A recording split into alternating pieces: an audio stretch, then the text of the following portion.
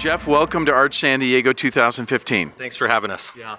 You know, Jeff, as we work around the show and we see all the different forms of art, obviously the traditional forms of art that we look at are either acrylic or oils on canvas.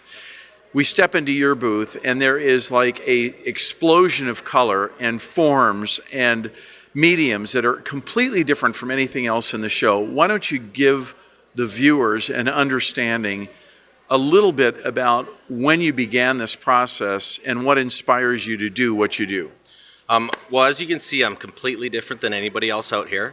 I use fire and ice, so I freeze my product and then I set it on fire and then I actually fire it again at the end. But I use quite a few different kinds of chemicals, which is paints, to combine this. So I use a lot of coppers, golds, different colors. So it's quite a extensive process.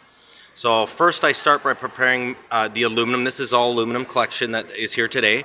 And then I use about a 15 different layer process to create what you see here. Now I'm curious because you say, I mean, for someone that's hearing this for the first time, you say fire and ice. Explain that. Well, when I say fire and ice, people think, do I put a match to it or do I do something simple like that? No, when I set it on fire, it is set on fire. It's gasoline? Oh, it's up there. Well, the chemicals actually themselves ignite at certain speeds, and they all burn at different speeds. So you're talking about burning, but what about the ice? So what I do is I freeze it. So there's a couple different ways of freezing it. I can freeze it from underneath, and I can freeze it above. But I guess without giving too much away of my cool and interesting technique, that's just kind of a little bit of background how I do it. So, and again, it's just an understanding. So the fire and the cold, the ice, create not only a shape effect, but do they also have an impact on the color? So it definitely changes the color. So I can go in, let's just say, for example, this red. Different temperatures will definitely brighten it or dull the temperature, or dull the coloring and the temperature. And the coating that we're seeing on each one of these pieces, are they, is it a layered on resin? Yes, it is. Now, it's something that I've invented myself. It's a fingerprint resistant. I like to touch it just to show you. Yeah. It's a fingerprint resistant with a UV rating on it too. So that's something very unique, levels the painting really nice, plus it brings in the light from all the different directions. So is it possible that when we look at your work, that this is work that could be hung both inside the house and outside the house? It's funny you say that.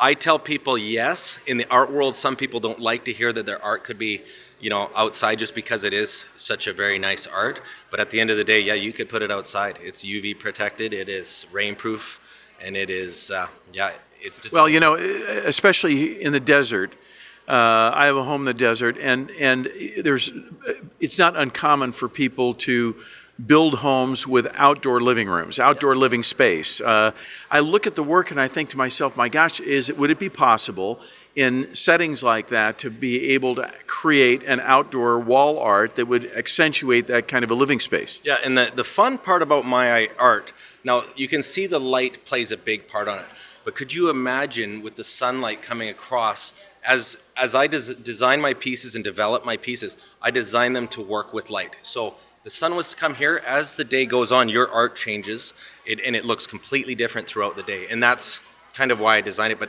in sunlight, it is unbelievable. Mm-hmm. And then also, of course, in a situation like this where we take overhead lighting, you could custom design the overhead lighting to create different characters of presentation as well. Yeah, for sure. My new platinum collection is actually the stuff on either side.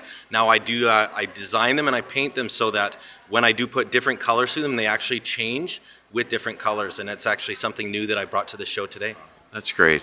Well, we love the work. We're glad to have you here at the show. Thanks for Congratulations, and I think we'll see you in Miami. We sure will. All right.